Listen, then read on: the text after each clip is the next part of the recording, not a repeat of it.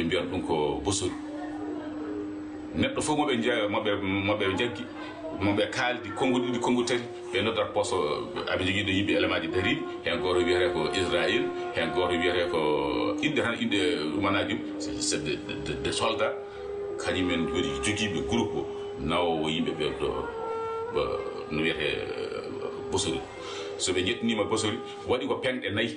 jungo maɗa ha ɓer ko juuɗe ɗiɗɗe fof ka ɓer e koye ɗiɗɗe fof ka ɓer kippeɗa walla gajjinɗa sans dépend garduɗa fof kippeɗa walla gajjineɗa jungo ma ha ɓeega corse jamɗi darindi koyɗe ɗe mbaɗe noon hankkadi a buusata ɓe jiima e ma ɗiɗo so tato so goto jiima e ma hande ɓernde ha ɗo Allah hanni so tawi a huccite e majjum ɗum ko a wawa joganade ɗum fittandu wasde wayde ɗum so tawi woni ay han ɗon jaaɗotono kam ko woni ko hakkude ɓurɗo e hakkude. Moi, ils m'ont mis de côté. Ils ont dit que je dois avoir une sanction exemplaire. Parce que tout simplement, non seulement je suis le spécialiste alors, de l'ensemble des jeunes qui étaient là-bas, doyens des sous-officiers et autres, alors il fallait que je subisse des tortures musclées. À cette occasion, ils sont allumés un feu de bois. Ils m'ont ligoté. Alors, ils ont pris du bois allumé. Ils m'ont brûlé les 2 pieds. Bon, à chaque fois que le bois s'éteigne, ils le renouvellent avec un autre bois qui était dans le feu, se remplace. Ainsi de suite, jusqu'à ce que j'ai trouvé de grandes plaies sur mes pieds. Kanko Abdoulaye Amadou Seydou mi wi on ɓe jaggimo ko ñande 15 décembre 90 ale o ƴettino ko koyse o woni koye koyse lewru omo humani joom suudu makko omo jogori suddoyde o ari ɗo o fewni wolis makko o soodi marchandise makko ala fof ko waɗani e oto pour omo yaha direct babaɓe mo sudda e lewru décembre ɓe neldimo ɗo télégramme Hamed Saleh e gonno ɗon mawol kawo ɓe neldimo ɗo télégramme ɓe mbimo yo ar joni joni e capitaine Djouga ndo capitaine Samori min nani ni ko Samori woni piiɗom hawo mayi hen ɓe noddimo ɓe mbimo yo tinno yo rew elega eɓe cohli o wi ala min ala ko mbaɗatmi elega saabu komi ƴettude koye sam komi desoyo komi keppaɗo ɓe noddimo o yeehi toon o yaade marchandise makko o leyni o nelda kaake ɗe babal kono o yaade kaake ɗe tan fayi ale nde no yettima tan ndeke ko ɓe nangimo ɓe nangi oto mo jogino bagage o wolis debbo marchandise mo ƴettuno ration mo ƴettuno fof ɓe nangi ha laaɓi wonti o arata o faara ɓe paari mo hedde ɗo no wiyata noon bok diida e aslat aɗa andi ko ɗon ɓe mbarannoɓe ɗon ɓe tortirtunoɓe kala ko ɓe ittuno dande maayo ko ɗon ɓe natano wanno ka ɓe nayimo ɗon ɓe tortirimo ɓe piimo weeti ɓe joltini ɓe oto ɓe ceeniɓe kamɓe fof ɓe gaddiɓe ha ɗo o taƴi ɗo henne natirde wuro hen. Le 28 novembre 1990, à Inal, 28 négro-mauritaniens sont pendus pour célébrer le 30e anniversaire de l'indépendance de la Mauritanie par le gouvernement de Wultaya. C'est ainsi que l'adjudant-chef Abdoulaye Djigo, le sergent Mbodj Abdelkader Sy, sergent-chef Lamtoro Kamara et d'autres sont pendus, haut et court. Je suis un orphelin d'un victime militaire pendu à Inal en 1990.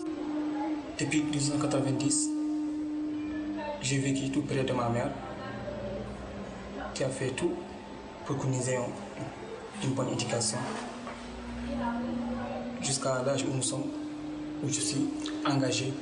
en tant qu'orphelin au sein d'une association dénommée COVISIM. Le COVISIM, c'est le collectif des orphelins des victimes civiles et militaires.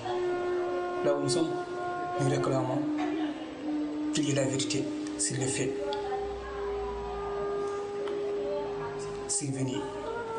pendant les années de braise et aussi qu'il y ait de la justice. Car non seulement l'État a reconnu le 25 mars 2009 à Kahiti les exactions que Maouya et ses collègues avaient commis. Et nous, les orphelins, là où nous sommes, pour ce qu'on réclame, dans notre pays, pour qu'il y ait la paix, la justice et la vérité, car non seulement nous sommes les enfants de ces victimes, mais aussi les tortionnaires, leurs enfants doivent savoir le tort qu'ils ont commis à leurs frères d'armes. De ce fait, tout ce que nous demandons devant l'opinion nationale et devant l'opinion internationale, que la justice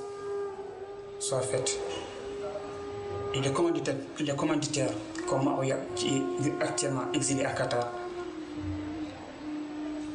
qu'il soit extradé, ou un jour, on fera tout pour demander son extradition en Mauritanie.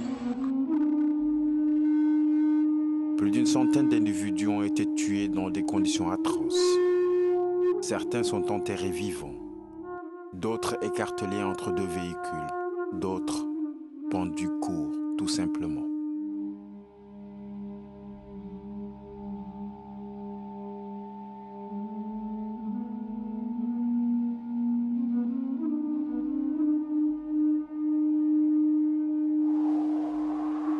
On quitte la capitale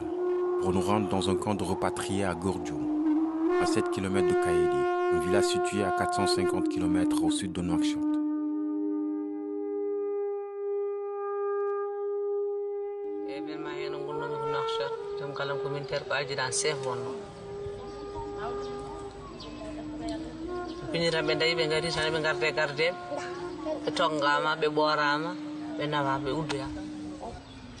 Bagas kala ko jogi nda kam ala ko nawda so wodi wutte mo woni law hay horande ma sabe bacce so ndaari horande be gandi no moji be bippat horande dum ko ma jaar be taccini min non de be nay min de Sénégal tuggude ko gittami don ha jettoyimi ci don goddum ko e beccam di certunde gondum hen ho redam mus gartum kayedi do don avortum bi don yaara lebbi jeedi tuggude ko avortum fewde do dum jodi mi meeda hurta lewru hakke no kulol ngol fonno yan jom galla mo bidungo ma tacc jom galla mo wi ko taccal taw kam jom galla mo wi kanyum hayse be bay cerdi hoore mudum e dande mum kany yaltade murse ko widdo mursani koy mursani jibina ko hen mawni ko mursani ko wollede ala ko do ndabe daddirani dum pour yidde warde dum kono ma taw gaynaani Allah wadi minen min jehi min tati min goni to ha ko wiya ngari so don kot leydi mon ko mamin bad dum mamin baden dum min dondi min ngari min taccir ko do e kay min taccirno do e kay be kirndeni min toni otoji be gaddi min do e laddi tula hela e gor min ganda do ko min gartira do ko ne feedo joni haydar min daña awani min kokkano ko caaleje de ala no bay caggal caaleje de min gari min kokka ko gemha min kokkano ko sugar seede min kokkano ko nebam seede don ha gila den ha joni dar min keba yimbe jeego fof ko saku didi gemha keba yimbe jeego fof ko saku didi gemha yimbe jeego be fof keba ko litru jeegum diwli ko fof ko litar ne ba be gaddanani min non buudu be gaddanani min budde de sodi ala dum tan be gaddi be gaddani min barme goto be gaddani min tasa goto be gaddani min sarala goto be pokiti be jitani be so wonande be garti do be biya be gaddani min nay imbi min haram addani min nay to gaddani min ko min nyaa be pokiti be gaddi do nay de be gaddu non nay gor fof yimbe jeegom fof kolci didi yimbe jeegom fof kolci didi minen nayamin di pian do fad e wonnobe puccodi ko nay pooji nay di bada ka barke nayamin di gondo ko yontere wotere kanji tuuf e putono maye laabi kanji pooji ndasa di bedda min noddibe min biya be garna e mayi bisama fu sa nay mayi wondi minen min totti on nay mon tan min totti on ayi be gaddi do forage mabbe filmoji mabbe filmi do poti kambe gandi ko be nay kambe gandi ko be kaali min kam min jiyan nay tan nay ji tuggude nde min jodi min ko min tacci hande musikki woni duubi nay ko min tacci do hande woni duubi nay goto meedal wiide fini subaka adani min do sak maro yo min peccu. L'éducation de leurs enfants est menacée. Un système les a déportés puis repatriés. Abandonnés avec le peu de moyens qu'ils ont, c'est à peine qu'ils peuvent construire une latrine et des abris de fortune pour les villages. Et chaque famille vit dans la détresse et l'espoir qui ne se voit toujours pas à l'horizon. Ainsi, l'État mauritanien veut utiliser ces terres à d'autres fins, les vendre à des industriels ou en faire des lopins de terre qui seront distribués à des sympathisants ou proches du système. Ces officiers qui défendaient les couleurs de la patrie sont aujourd'hui ouvriers, marchands ou tout simplement citoyens avec aucun droit. J'ai été torturé à Azlach par le lieutenant Ahmed Beis, qui m'avait fait du jaguar. Il m'avait amené aussi un groupe de gens qui m'ont torturé, qui m'ont frappé. C'est grâce à ça que j'ai eu le problème de CTI. C'était en 89-90. Depuis lors, on est là, on n'a rien vu. On est aussi beaucoup. Les gens se regroupent ici. Ici à l'Arébis, à côté de moi. On est aussi nombreux. Depuis lors, on n'a rien vu, on ne nous a rien fait. Chaque jour, on nous dit demain, après-demain, la fin du mois. Et puis tout ça, c'est des mensonges, on n'a rien vu. Là, c'est à cause de ça. On a été torturés. Il y a des gens même qu'on a brûlés ici. Mon tortionnaire, je le connais très bien. Il s'appelle Ahmed Veis. En ce temps-là, il était lieutenant. Alors,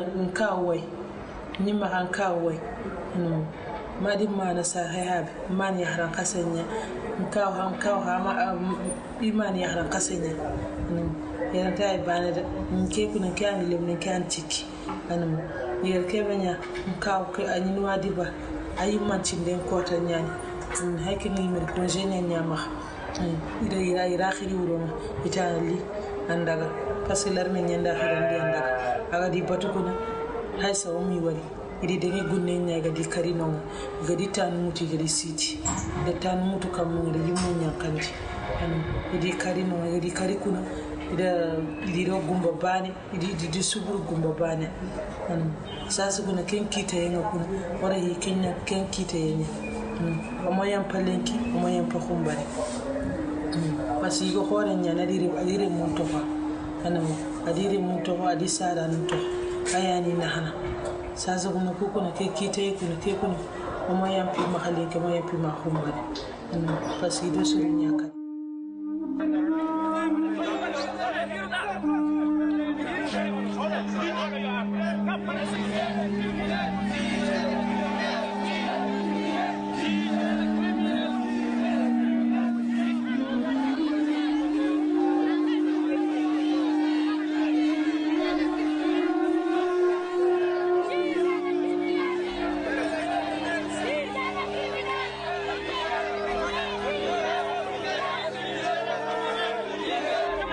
min dañi mayɓe e nder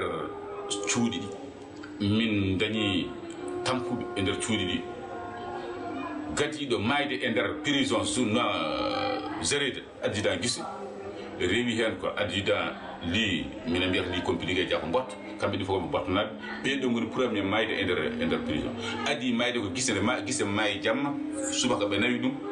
walla ɓe garani ɗum ɓe nawi ɗum de e nder ɗum ɗo ɓe puntiri min wonde koɓe évacue ɗum janggo li sanki de li sanki taƴaɗo hankadi kañum woni gurboyo ari kañum yaltini yimɓe muɗum ɓe nawata ubboyo yimɓe muɗum nayo ɓe jolnimo e oto ɓe nayi mum ummade on ñalawma min ala jamma momin mbalata ha weeta min dañani mayɓe ɗiɗi walla mayɗo goto jam ñalawma ɓurɗo mettude ɓurɗo musdemi min e nder prison ko ñaladi subaka momin fini min mbaali koye jamma ɓurɗo mettude jamma ɓurɗo bonde ha wonanma hedde 3 heures du matin mbeɗa jogui musidam goto ene wiye awa amadou oumar nawa busuri o waɗa tan golle no boni wona kanko tan ɓe kewi waɗa tan golle no mus kartoride tawi gon minen fof e on saaha ko interrogatoire cuuɗi ko tati jaltuɗo nduɗo suudu fof natata e mayru ko noon jaatir toon ha garton e suudu onon fof jaltuɗo interrogatoire fof ɗo suudu ɗo artata ɗum min gone suudu he ñande hen komin 150 e jeeɗiɗi neɗɗo amin gone nde suudu hay goto wawa waklitade ɗo leldiɗa fof ko on banggue lelorɗa ɗo jooɗiɗa fof noon jooɗotoɗa a wawa lelde kadi hay goto wawa yiide feɗenu muɗum allah e niɓɓe hedde 2 heures et demi 3 heures kanko awa amadou mar o adda o yittina e nder suudu o wedda en mbeɗa nana omo woyto mbeɗa wonde mbimami ɗo bojdama mo dawdo mbimi ɗum oɗo goytoɗo ko awama ɗum waɗa o nani konngol ngol kalata ngol o noddimi o ɗum ko camama ɗum mbimoma o wimi ɗo gonɗum ɓe tan ñaaguimi yimɓe ɓe ndewme dow yimɓe ha jettimi e makko nde mi yettimi e makko o wi ɗo ɗo gonmi ɗum komi gasɗo kadi hay hunde ala ko gondumi so wona ɗon ndiyam min mbayri yiide ndiyam ko 8 heures subaka min jiitoye ndiyam ko subaka janggo jaami gaddanmomi pot ndiyam haade ma addande pot ndiyam wonno min ɗo gonmi ɗo ko min mi tam ko tampe fof min mbiyat min ɓuuri wonno e ɗom kaka heddi ko kanko ko gasɗo ko ñawɗo ko baɗaɗe gueɗe ne boni kadi ko gueɗe kantoriɗɗe welani haalde jarmi pot o a kalditimi ƴettumi pot goɗɗo gaddanmo o yeedi ñande heen ɓerdam metti ha mi nattumi wonde neɗɗo min jooɗi ha woni hedde 9 heures et quelque ɓe gaddani min kaycitere nde ɓe gaddi kaycitere ɗo min jooɗino ami kayciroɗo kanko aw omo wonde goɗɗo kamɓe jeydaɗo gotel wiya barimama e waɗɓe min job hammadi mbodj dawoud komin groupe minen fof min mbaɗa ko groupe aji amin jooɗi amin traci dami amin mbaɗa dami ɗo jooɗino ɗo no ooli kanko aw kanko bari o noddimi o wimi ara camar jeewo garmi jettimi nangumi hoore makko pawmi ɗo perlimi nangumi hoore makko pawmi ɗo dow furam o foti ha woni laabi tati o tawi ɗon noon han kadi gontumi neɗɗo e goɗɗo tawi goo 5 minutes après suko goɗɗo soldat goto ne jeeya baba ɓe loto wiye Touré Demba kañumne waɗino waɗini amin gonde min amin goto e adjudant si Amadou ene jea calko o noddimi jaami jettimi tawmi ɗo leli ɗo surtout hankkadi omo seere mum kamɓe ɗiɗo mayde e nder mintaji 5 ñande heen ko ɓammi dañde caɗele e nder événement o ñen ɓurmi dañde caɗele. Ouarata a été une prison atroce. Je crois que moi j'ai écrit à Nelson Mandela une lettre en 1996 parce que j'avais lu son livre On suit leur chemin vers la liberté. Et j'ai dit à Mandela que vraiment il a fait 27 ans de prison. Mais ce que nous avons vécu à Ouarata, lui ne l'a pas vécu à Robben Island. Parce que moi j'ai lu le livre et j'ai vu comment les Mandela vivaient à Robben Island. À Robben Island, quand les Mandela commettaient des choses que les géoliers ne voulaient pas, ils les jugeaient. Ils les jugeaient comme s'ils étaient dans la vie. Il y avait un tribunal, on les jugeait qui a fait ceci et on les mettait dans une prison. C'est-à-dire on les extrayait de la grande salle, on les mettait quelque part. Nous, on n'avait pas droit à ça. Nous n'avions droit qu'à des bastonnades, nous n'avions droit qu'à des trucs. On nous torturait jusqu'à la mort, on nous empêchait de manger. On nous donnait, n'est-ce pas, uniquement une nourriture pour nous tuer à petit feu. C'est pourquoi Kendi Soubey, Djigo Tafsirou, Barzan Noir et Bapouboudou sont morts en prison. Nous restions des mois et des mois sans nous laver, on mettait les chaînes aux pieds. Ça, c'est exactement parmi les prisons les plus atroces que l'humanité ait créées. Et c'est pourquoi nous pensons qu'aujourd'hui, le régime de Maouya Oussouya Metaya doit être jugé